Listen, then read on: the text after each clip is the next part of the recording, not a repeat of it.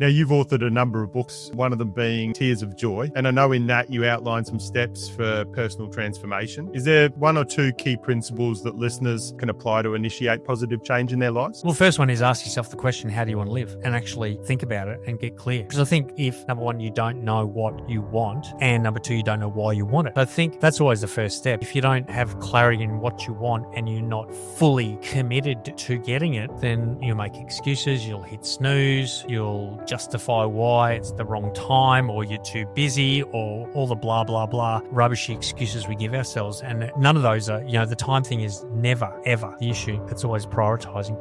The whole idea of the book is that every outcome we experience in our life, good, bad, happy, sad, healthy or unhealthy, starts with a thought, a belief, or a perspective we choose to focus on. Yeah. I'm really passionate about getting people to raise the awareness of, a lot of people are traveling along the treadmill. They're just going through routine day after day, week after week, and they're missing so much, and they're not reflecting. They're not, acknowledging, they're not appreciating the journey that they're going through.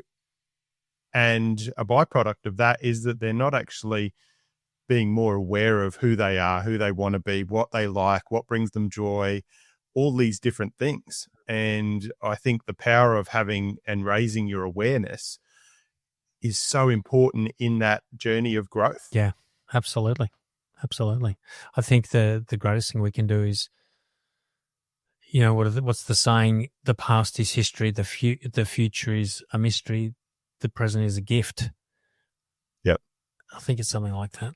And it's all happening. Everything happens in this moment. I think the biggest challenge we have is we spend far too much time thinking about our past and what we didn't do right and what we could have done better and what we should have done, and I wish I hadn't done that. Or we're thinking about the future going, well, how am I ever going to make that happen? How am I going to get out of the situation? And what if that happens? And what if this happens? And it's such a waste of time, and all it's doing is creating unhealthy emotions that are just stopping us from taking action, but also having a physiological effect on our body. When if we just focused on the moment, this very, very moment, firstly, as you said, like, what have I got to be grateful for? My gosh, think about that. Love that question. What have I got to be grateful for? Where can I find some joy? And people think, oh, I've got to achieve this before I can feel joy or happiness. Well, no. What about if you just sat for a minute and looked around your room and your house and where you live, and walked outside and looked at the trees and the birds in the sky? And, I live in Melbourne, live in a suburb called St Kilda, and I'm on the beach, and, I go down there and I just train there this morning and look out over the water, and every now and then there's a dolphin that swims past, or a pelican, and just think, wow, how amazing this is. Mm. Once you can get to that place of, really being mindful, getting into yourself in the moment, finding gratitude, you'll find that inspiration comes and ideas come and answers come. All the things we're struggling with will come when you can focus on the moment, focus on what there is right now to be joyful for, rather than thinking, well, when I've got money, then I'll be happy, or when I'm healthy, then I'll be happy, or when this happens, then I'll be happy. No, you choose joy first. Otherwise, those things will never happen. Yeah, that's exactly right.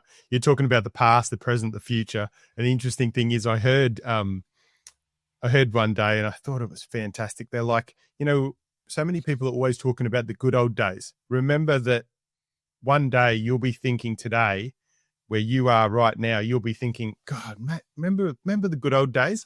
You're living the good old days today. So true. So true. It's funny. Hey, we're always like, oh, I wish this or I wish that. And it's like, just be grateful for what you have today. Yeah. I think a lot of people don't, it's spot on. And I think a lot of people don't recognize they want something in their future that's different, but they don't realize that the only way they'll get that is by what they do today, what they think today, how they act today, how they process today, how they interact today. Your future is based on what you do today. If you don't do anything today, then your future's not great. If you don't exercise today, then your future's not looking so good. If you don't save some money today, if you don't encourage people or compliment people today, it's going to have an impact on your future. And you're going to look back and go, oh, well, gee, I wish I'd done things differently. Well, you're here now where So you don't have to look back and think you should do things differently. You're here today, do things differently today, and watch what happens in your future. Because change, for a lot of people, I think it's this extraordinary, tough, overwhelming process that is uncomfortable. It's not. It's simple decisions that we get to make every day that put us on a path. So the decision is, that's why people hit snooze, because they think it's not that big a deal. Oh, it's just today, I'll sleep in today. But they don't recognize that what they're doing is they're setting an intention. They're setting a mindset. They're laying tracks in their brain, which is leading them to a habit that's going to keep them stuck. Every time we react to something rather than respond, we think, oh, well, that person made me angry, and that they're not thinking about the actual mental process and that simple decision to just forgive or to give someone grace or whatever it might be, to, will I drink water or a can of Coke? That little decision that we think, oh, it's just one can of Coke. It's not a big deal. It's a big deal because it's not just the can of Coke. It's the decision. It's the habit that you potentially are creating. And these, when we get up and go, okay, I'll go for a walk today. It's only half an hour and it didn't make any difference in this moment. But if I do it every day, the compound effect is massive. By eating breakfast every day is massive. By complimenting 5 people a day, the compound effect is massive, massive. That's where change comes, this compound effect of doing something almost seemingly insignificant, but doing it every day. Just even one thing. What is one thing that you could do differently, and start doing it every day? But don't let yourself off the hook. Don't let that thought process give you an excuse. Those simple things we do every day are the things that will create incredible change. There's no way I would be sitting here an author if it wasn't for that. People, and I've written 8 books, and people say, wow, that's impressive. And I'm thinking, it's not that impressive at all. Like, I spend no more than 15 minutes a day writing. No more than 15 minutes a day. There's nothing impressive about that, but I don't miss a day. And you might say that's impressive. I don't think that's impressive, because for me now, it's just an unconscious habit. It's just what I do. It's not even a conscious thought. It's like, okay, I write today. It's like getting out of bed. I just get up today. I mean, it took a while, took a couple of months to get to that point, but now it's not that impressive, and I think it's important to understand that achievement or success or happiness or joy, whatever it is not that hard. It really isn't. It's a decision that we get to make today and just win today. That's all. I don't have to worry about tomorrow or the next day, just today. What do I need to do today? How do I need to feel today? What do I need to find today? What can I visualize today? What can I do today? Who can I encourage today? Think about those tiny little things just today, though. Because by the time midnight comes and goes, you've got a new today. Then you worry about the next today. But all I have to worry about is this moment. And I think the more we can just focus on our moments, the more life will change in the future. Yeah. And I think all those moments, all those things, all those daily habits, all those activities, events that are they're like words that make up the chapters of our life, right? And, leading into, you're heading towards 300 episodes of your own podcast, The Wellness Puzzle.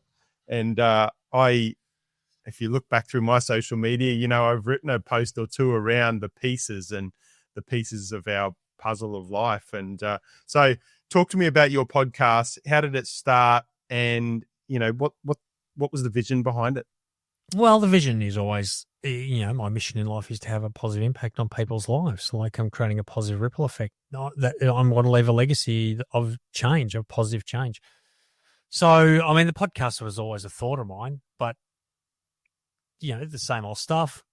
Oh, I'm too busy, don't have time, never thought about it too much. I thought, oh, that'd be nice, but, the typical, that'd be nice, but the worst word in the world, right? Because it negates everything you say before it. I want to be healthier, but, all right, you just negated it. You just effectively cancelled it out. The reason it started was COVID, if I'm being honest. I mean, all of a sudden I'm in COVID and I've got time. I'm stuck at home. What am I going to do? Oh, I was going to start that podcast. I don't have an excuse anymore because time was my excuse. So I started it, and that was 2020. So it was about 5 years ago that it started. So the vision is always to put out a message that will resonate with someone, and they will make a decision to start a positive cycle of change in their life. That's the vision. The vision is for one person each week, each episode, to go, okay, I'm going to do something different, and the ripple effect that will create. That's the vision. Mm. And overall, almost those, kind of 300 episodes, what do you think some of the key themes or lessons that listeners take away? Probably everything you and I are talking about right now. Same. Mindset, vision, mindfulness, gratitude, believing in ourselves, shutting off the negative self-talk, having positive associations. Don't hang around with negative people. Don't listen to other people's crappy opinions. Don't listen to your own crappy opinions. Change your self-talk. Find your identity. Really, value yourself. I think the self-worth piece is probably the most important one for people, because most people, when they think about their decisions and their actions, it's always linked back to how they feel about themselves. It's always an identity piece. And once you change your belief, your self-worth, once you understand you are good enough just as you are, not because I never believed I was good enough. I always thought I had to be an achiever. Once I'm an athlete, then I'll feel good. Once I'm an athlete, then I feel good. Once I've got the body, then I'll feel good. Once I've got business, then I'll feel good about me. Never did.